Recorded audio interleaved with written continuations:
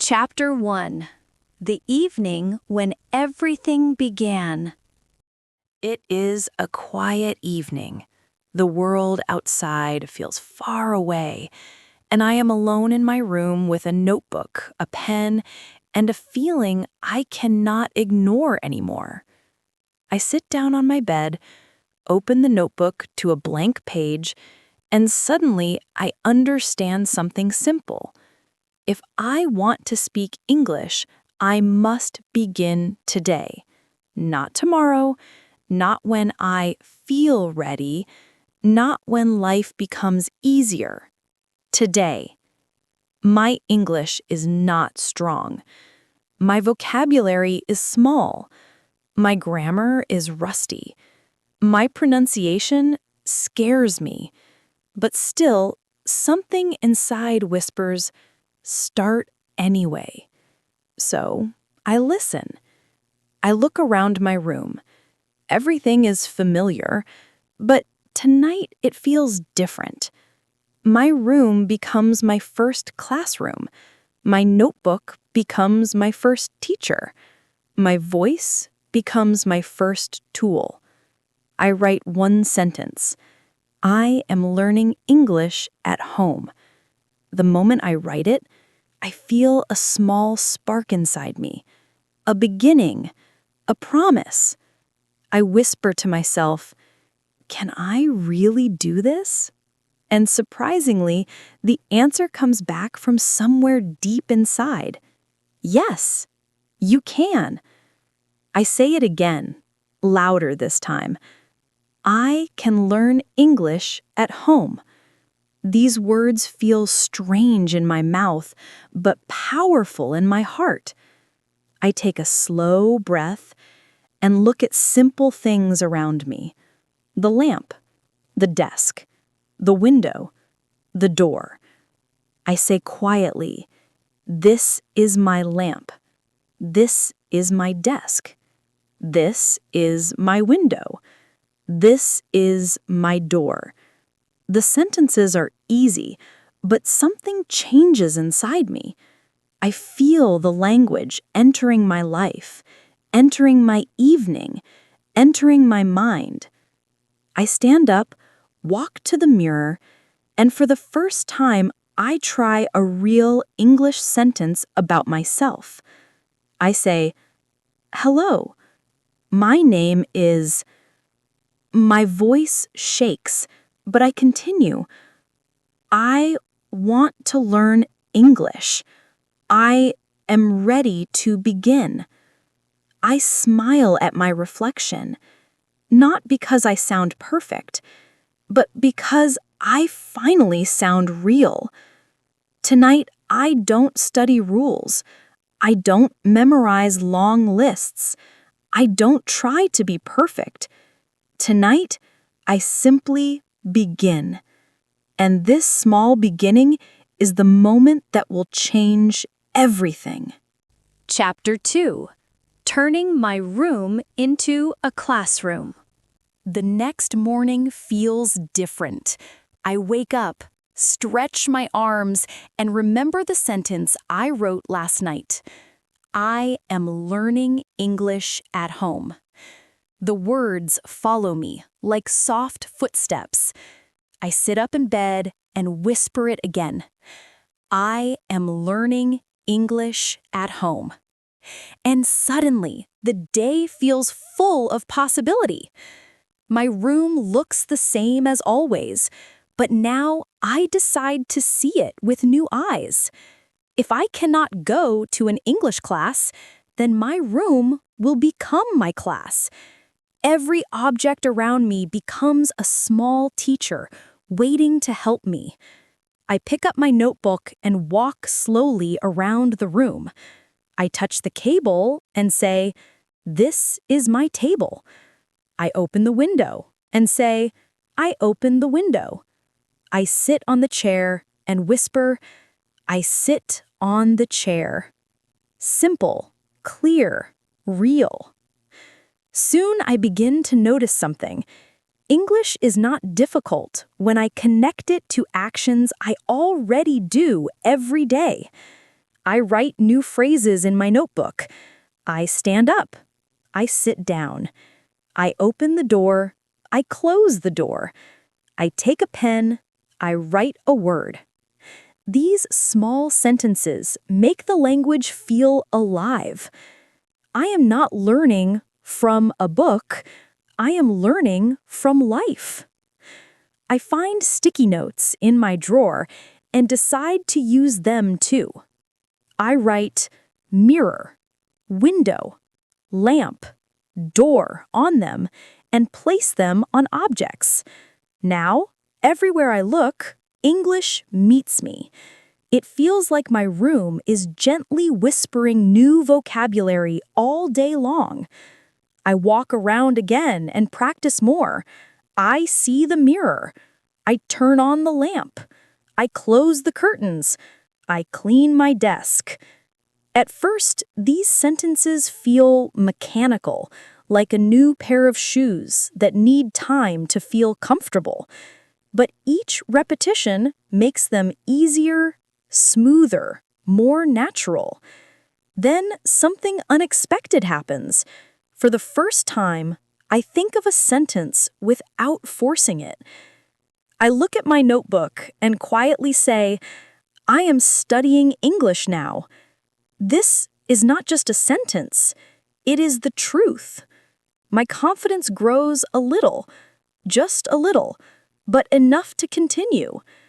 I realize that English does not begin with perfect grammar. English begins with noticing your world and describing it in simple ways. It begins with small actions, small words, small steps.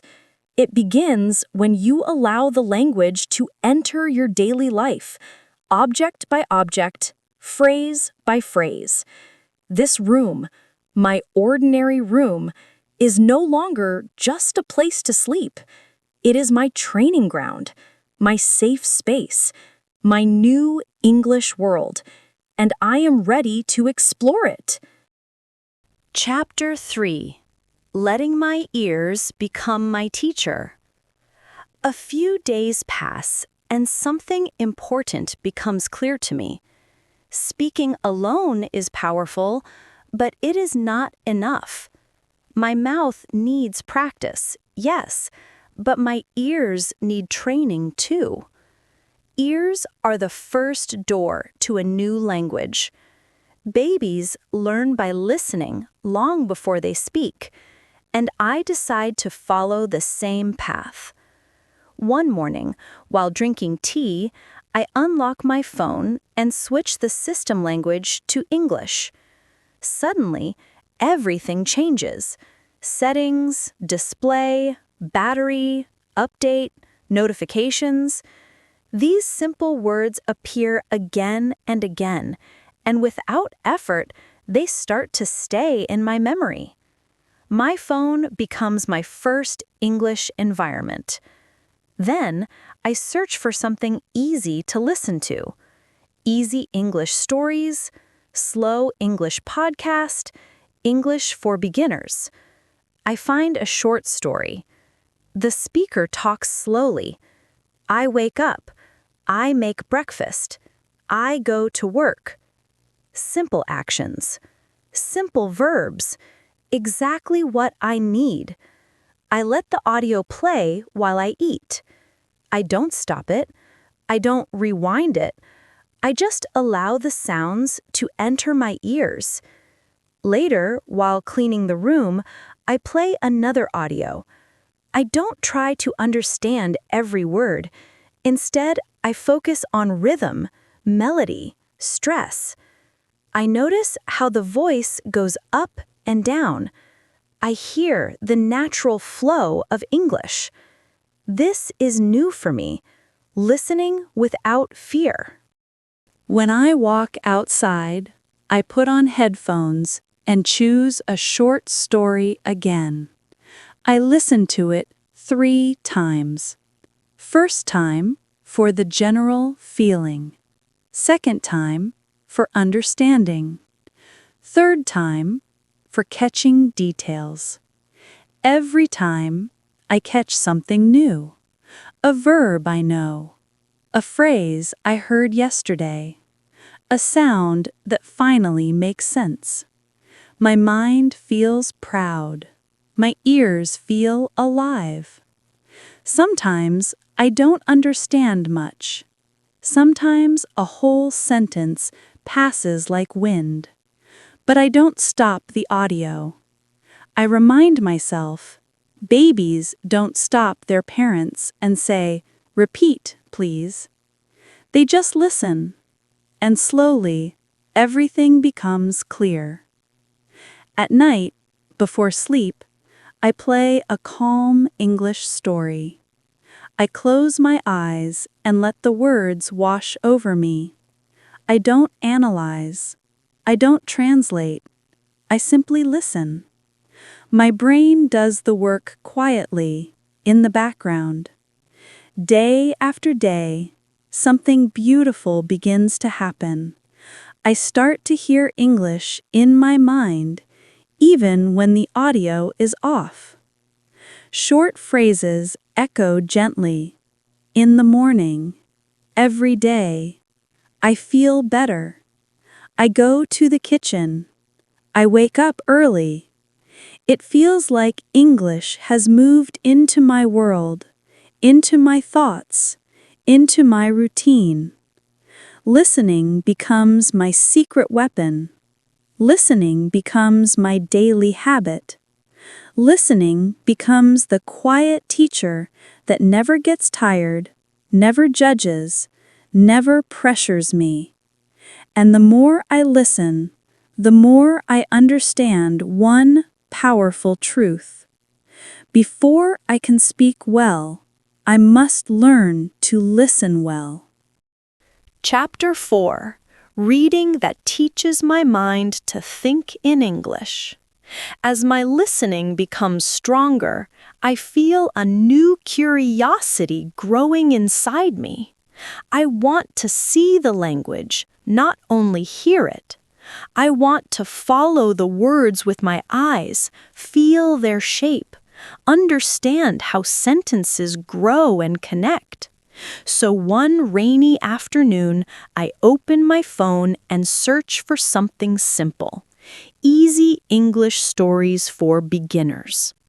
I choose a short text. The title is simple.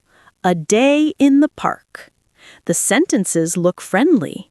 Tom wakes up. He eats breakfast. He goes to the park. I recognize almost every word. For the first time, English does not look scary. It looks possible. I read slowly, out loud. My voice is quiet but steady. Reading gives me a new kind of confidence. When I read out loud, I practice speaking, listening, and thinking all at once. My mouth forms new sounds. My eyes see new patterns. My brain begins to understand the language as a whole, not just as separate words. When I finish the story, I read it again. The second time, I notice more details. Small verbs, simple phrases, natural expressions. The third time, I read faster. My tongue moves with less effort. The sentences feel familiar. I am not just reading words, I am living inside the story. The next day, I choose another text. This one is about a girl and her cat. The vocabulary is again simple. But reading like this helps me understand how English works in real life. I see useful verbs repeat again and again. Walk, eat, go, make, see, want, like. I don't force myself to memorize them. I trust the process. When the same word appears in 10 different stories, it simply becomes part of me. Sometimes I find a word I do not know. The old version of me would stop everything and panic. But now I read calmly. I check the meaning once, then I continue. I know that if the word is important, it will appear again soon, and my brain will catch it naturally. I also start reading in front of the mirror. I watch my mouth move. I listen to my voice shaping the language. I see myself not as a student, but as a speaker. Someone who communicates, someone who grows, someone who belongs to this language.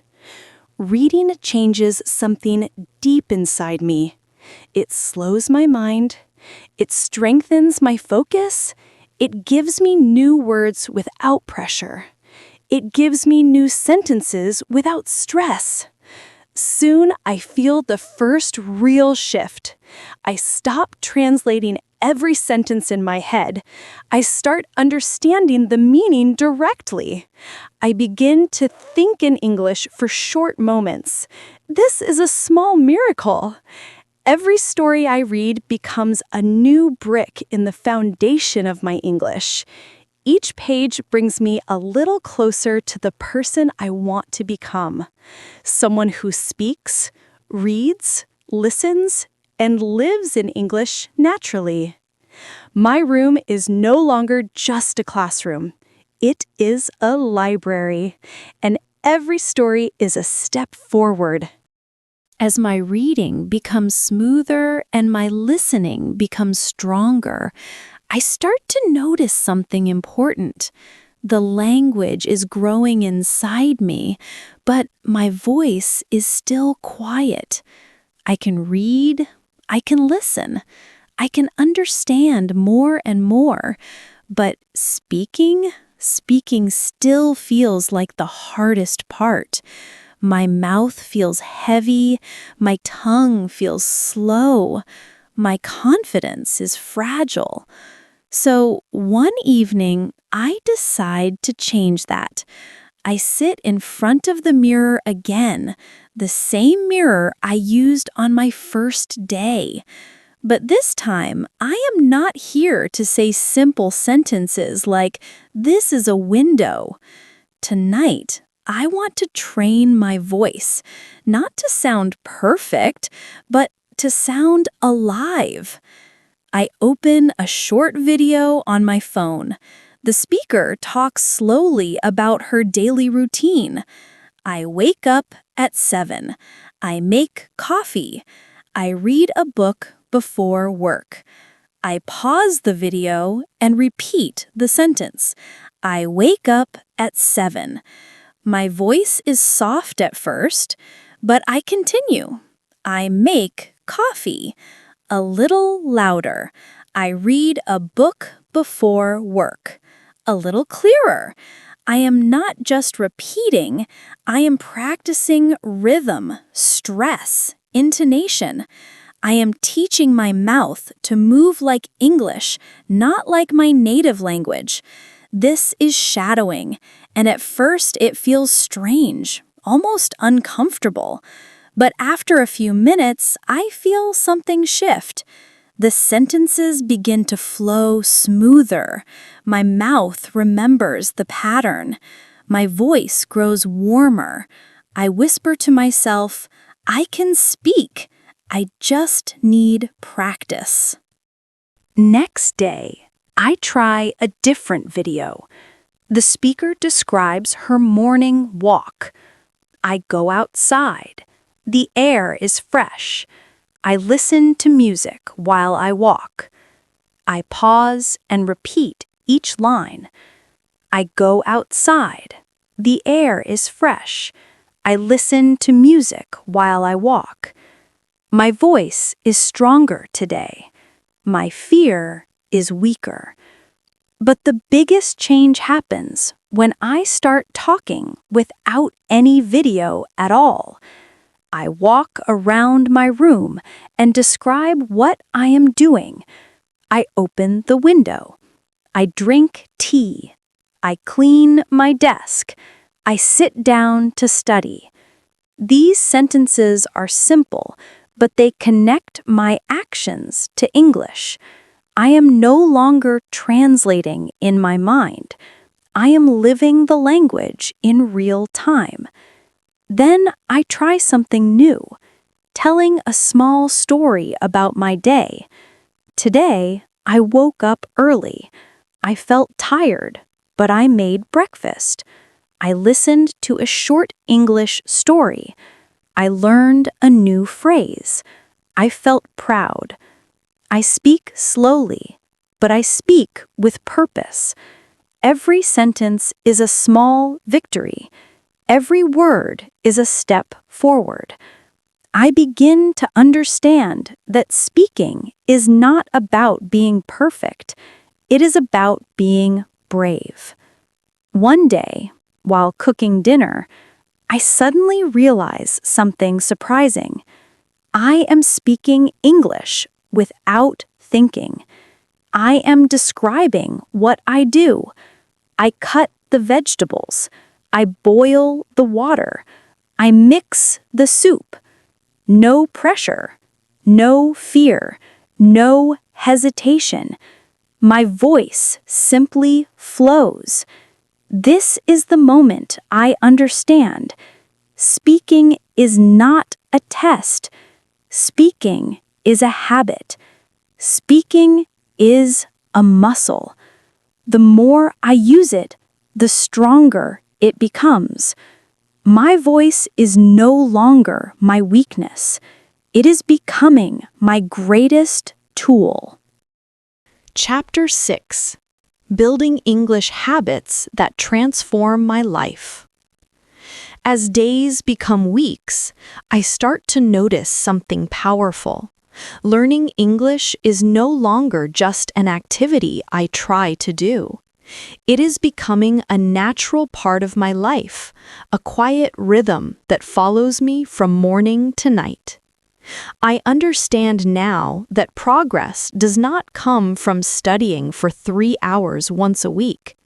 Progress comes from small daily habits, simple actions repeated with love and patience. My morning begins with English. Before checking messages, before getting out of bed, I read one short paragraph from an easy story. I say it out loud. I wake up. I stretch my arms. I start my day with English. This tiny routine wakes not only my body, but also my English brain. It tells me, today you will grow again. After I brush my teeth, I stand in front of the mirror for 1 minute and speak simple sentences. Good morning. I feel good today. I will learn something new. These words are simple, but they set my mindset for the day. When I cook breakfast, I play a short podcast. I don't repeat anything. I just listen.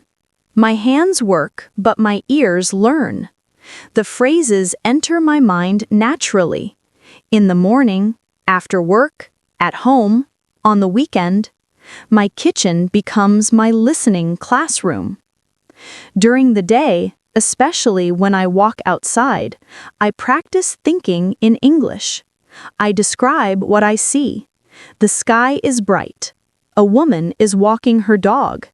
A bus is coming. The street is quiet. These small thoughts keep my English alive even when my mouth is silent. In the evening, I have another routine. After dinner, I watch a short English video. Sometimes a story, sometimes a slow conversation. I shadow 1 or 2 lines, just enough to train my pronunciation. This keeps my voice active and my confidence strong. I also write 1 or 2 new words in my notebook each night. Not 20, not 10, only 2. For example, improve, practice. I write a simple sentence with each one. I improve every day. I practice with love. Small steps. But small steps every day become a big journey. On weekends, I sit for 5 minutes and talk to myself about my week. This week, I learned new phrases. I listened more. I read more. I felt more confident.